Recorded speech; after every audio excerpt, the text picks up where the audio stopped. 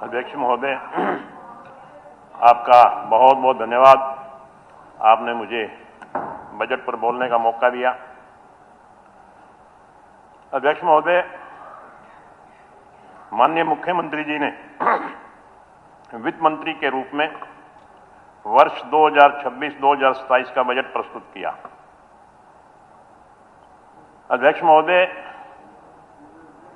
सत्य या असत्य आंकड़े सामने वाले कुछ भी कहें, मगर सही मायने में यह बजट निश्चित तौर पर हरियाणा की जनता के हर वर्ग, किसान, मजदूर, व्यापारी, दुकानदार, छोटे उद्योगपति, खिलाड़ी, महिलाओं व युवा वर्ग की आकांक्षाओं से ओत-प्रोत टैक्स फ्री बजट है। अध्यक्ष महोदय, हमारे यशस्वी प्रधानमंत्री श्री नरेंद्र मोदी जी के नेतृत्व में आज भारत केवल एक उभरती हुई अर्थव्यवस्था ही नहीं, बल्कि वैश्विक मंच पर आर्थिक शक्ति के रूप में अपनी प्रतिष्ठा बना चुका है।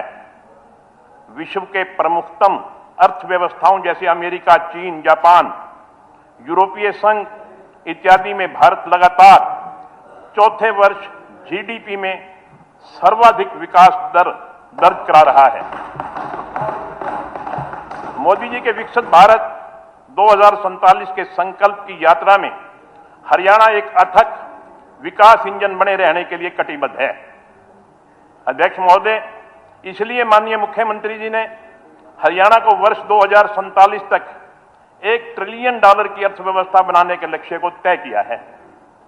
अध्यक्ष महोदय, हमें इस बात का गर्व है कि हमारे संकल्प पत्र में 217 वायदों में से आज तक 60 वायदे पूरे किए जा चुके हैं और 120 वायदों पर तेजी से काम चल रहा है।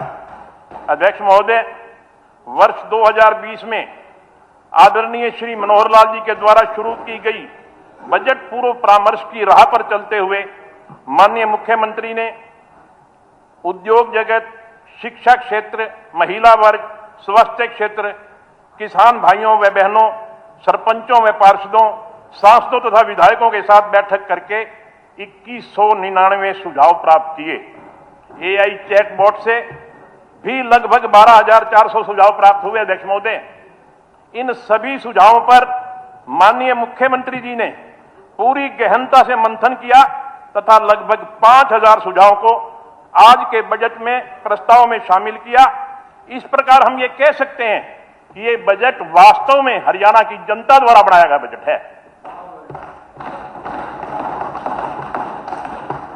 अध्यक्ष महोदय, मैं हांसी जिले की जनता की तरफ से माननीय मुख्यमंत्री जी का दिल से धन्यवाद करता हूं कि जिन्होंने 19 दिसंबर 2025 को हांसी को हरियाणा के 23वें जिले के रूप में गठित किया और अपने बजट भाषण में 2027-28 की समाप्ति से पहले हांसी को एक अति आधुनिक मॉडल जिले के रूप में विकसित करने की घोषणा की। इसलिए माननीय मुख्यमंत्री जी का मैं बार बार धन्यवाद करता हूं और यह इस बात का प्रमाण है कि माननीय मुख्यमंत्री जी की कथनी और करनी में कोई फर्क नहीं है। अध्यक्ष महोदय, आज हरियाणा में 2 बिजली वितरण निगम हैं। किसानों को कनेक्शन मिलने में देरी ना हो, किसानों को निर्बाध बिजली आपूर्ति के उद्देश्य से प्रदेश में हरियाणा एग्री डिस्कॉम के नाम से एक तीसरी बिजली निगम कंपनी बनाने का जो प्रस्ताव रखा है, इससे हर खेत तक निर्बाध बिजली पहुंचेगी। नए ट्यूबवेल कनेक्शन देने से लेकर खराब ट्रांसफार्मर बदलने की सेवाओं में भारी तेजी आएगी। किसानों की आय को बढ़ाने की दिशा में यह मील साबित होगा। अध्यक्ष महोदय, हमारी सरकार के 11 वर्षों के कार्यकाल में राज्य के प्रति व्यक्ति आय लगातार बढ़ी है। वर्ष 2014-15 में राज्य की प्रति व्यक्ति आय 1,47,382 थी। अध्यक्ष महोदय, योजना विभाग की उपरोक्त रिपोर्ट के अनुसार 2025-2026 में हरियाणा में अनुमानित आय 3,95,618 है। इस प्रकार 11 वर्षों में राज्य की प्रति व्यक्ति आय में 2.7% की वृद्धि हुई है। अध्यक्ष महोदय, हरियाणा का किसान केवल देश का अन्नदाता ही नहीं है, बल्कि हरियाणा की आर्थिक व सामाजिक स्थिरता का आधार भी है। इसलिए किसान की आशा हमारी सरकार की दिशा है। अध्यक्ष महोदय, पिछले बजट में नमकीन भूमि को पुनर्जीवित किए जाने को लेकर 1 लाख एकड़ भूमि को निर्धारित लक्ष्य में से लगभग 92,000 एकड़ के सुधार का कार्य प्रगति पर है और वर्ष 2026-27 के लिए 1,40,000 एकड़ भूमि को खेती लायक बनाने का माननीय मुख्यमंत्री जी ने प्रस्ताव दिया है। अध्यक्ष महोदय, मेरा पानी मेरी विरासत योजना के अंतर्गत धान की खेती छोड़ने वाले किसान को 8,000 रुपए प्रति एकड़ अनुदान राशि पहले से दी जा रही है। 2026-27 में जो किसान धान छोड़कर दालें, दलहन, कपास उगाएंगे, उन्हें 2,000 रुपए प्रति एकड़ अतिरिक्त बोनस दिया जाएगा। इसी तरह अध्यक्ष महोदय, देसी कपास की खेती के प्रोत्साहन के लिए वर्तमान में दी जा रही प्रोत्साहन राशि को 3,000 प्रति एकड़ से बढ़ाकर 4,000 रुपए प्रति एकड़ किया गया है। अध्यक्ष महोदय, किसानों के नाम से राजनीति सभी दलों ने की, मगर किसी ने भी किसान का भला नहीं किया। अध्यक्ष महोदय, अगर भला किसी ने किया तो उसका नाम भारतीय जनता पार्टी है। अध्यक्ष महोदय, आज किसानों के लिए 24 फसलों को एमएसपी पर खरीदना, भावांतर भरपाई योजना, मेरा पानी मेरी विरासत योजना, खेत खलियान के योजना के माध्यम से खेतों के रास्ते पक्के करना इत्यादि ऐसी योजनाएं हैं जिनके बारे में पूर्व की सरकारों ने कभी सोचा ही नहीं था।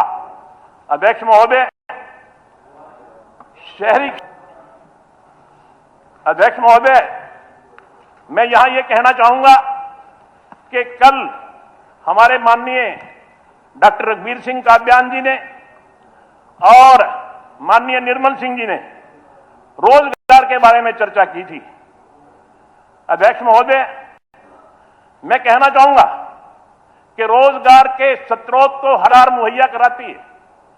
हर सरकार अपनी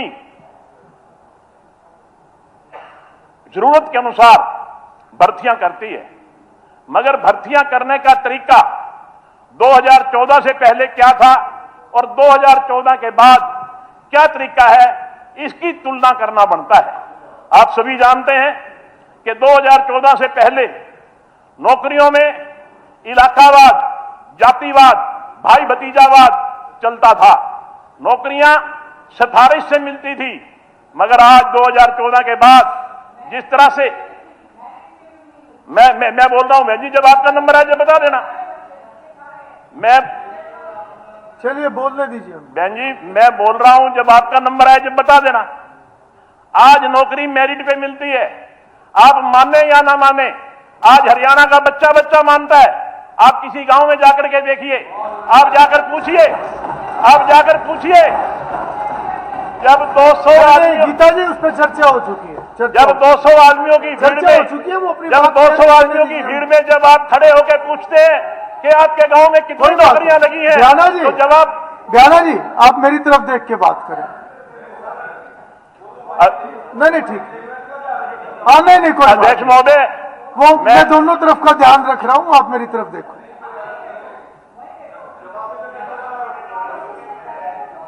नहीं ठीक है, वो बोल रहे हैं, उनको प्लीज बीच में इंटरप्ट ना करें, बयाना जी। अध्यक्ष महोदय, नौकरियां, आज तो नौकरी रोको गैंग खड़े हो गए। अध्यक्ष महोदय, माननीय मुख्यमंत्री जी 26,000 नौकरियों के लिए रिजल्ट निकालना चाह रहे थे। ये लोग इलेक्शन में जाकर के सटे ले आए कि ये रिजल्ट नहीं निकलना चाहिए। अध्यक्ष महोदय, मैं माननीय मुख्यमंत्री जी का धन्यवाद करना चाहूंगा कि जिन्होंने ये कहा था कि मेरी सरकार बनेगी और सरकार बनने के बाद मैं अपनी कुर्सी पे बाद में बैठूंगा, पहले इन 26,000 लोगों को कुर्सी पे बैठाऊंगा। अध्यक्ष महोदय, चलिए आप बात। अध्यक्ष महोदय, यहां पर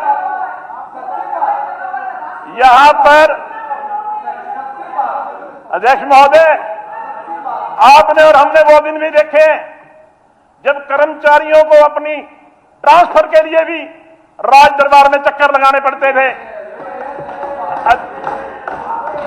अध्यक्ष महोदय, सेक्रेटरीएट के गलियारों में इतनी भीड़ होती थी अध्यक्ष महोदय कि आदमी आदमी से टक्कर मारता था। आज हमारी सरकार ने ऑनलाइन पॉलिसी बना करके हमारे कर्मचारियों को एक ऐसी सुविधा दी है जिसकी पूरे देश में चर्चा है अध्यक्ष महोदय।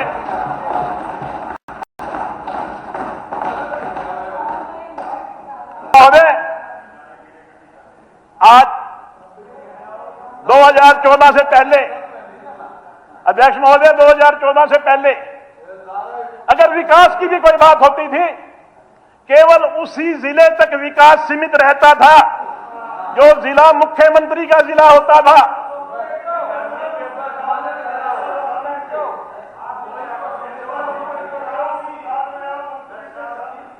ऐसा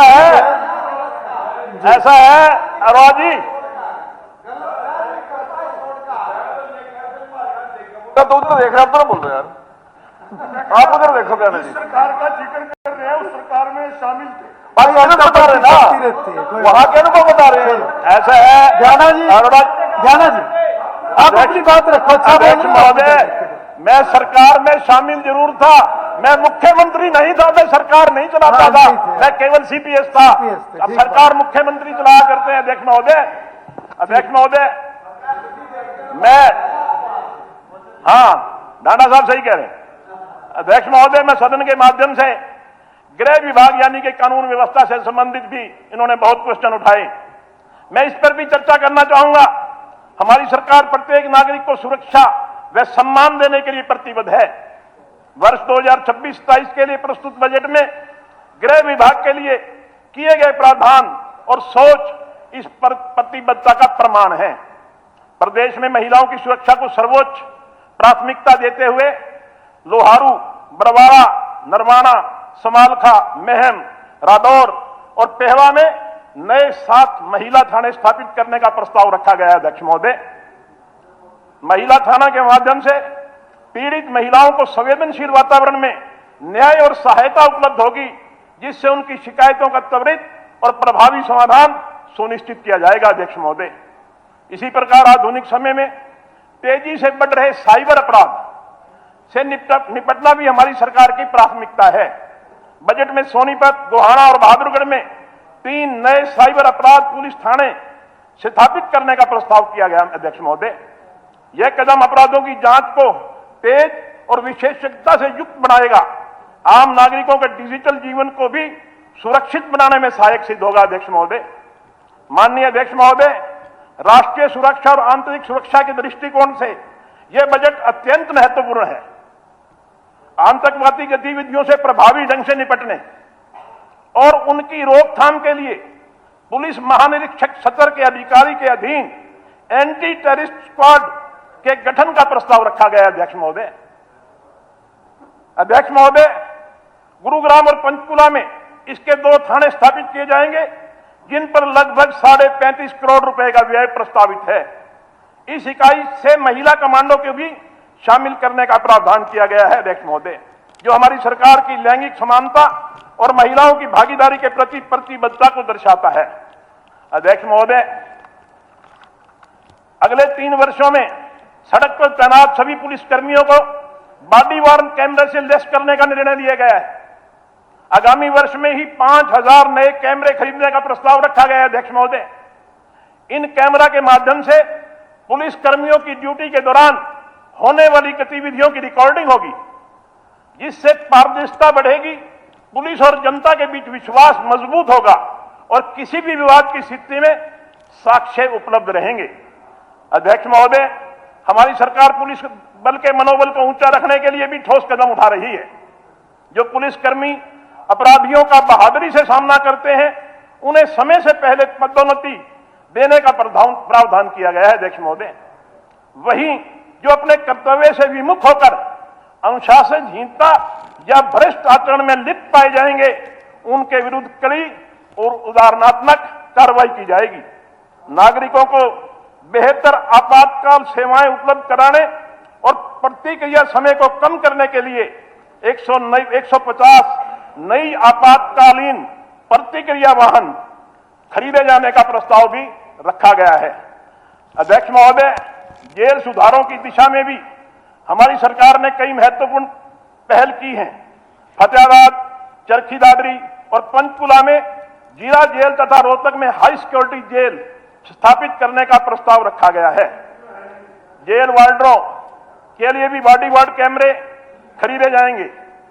अध्यक्ष महोदय, ताकि जेलों की गतिविधियां पर प्रभावी निगरानी रखी जा सके, इसके अतिरिक्त भिवानी, नारनौल, जींद, गुरुग्राम, रेवाड़ी, फतेहाबाद, चरखी दादरी और झज्जर की 8 जेलों में पेट्रोल पंप भी स्थापित किए जाएंगे ताकि वहां से व्यापार चल सके। अध्यक्ष महोदय, हमारी सरकार कानून व्यवस्था को सुदृढ़ बनाने और नागरिकों की सुरक्षा सुनिश्चित करने के लिए पूरी गंभीरता से कार्य कर रही है। मुझे विश्वास है कि यह बजट प्रावधान हरियाणा को एक सुरक्षित, सशक्त और भरोसेमंद राज्य बनाने में महत्वपूर्ण भूमिका निभाएंगे।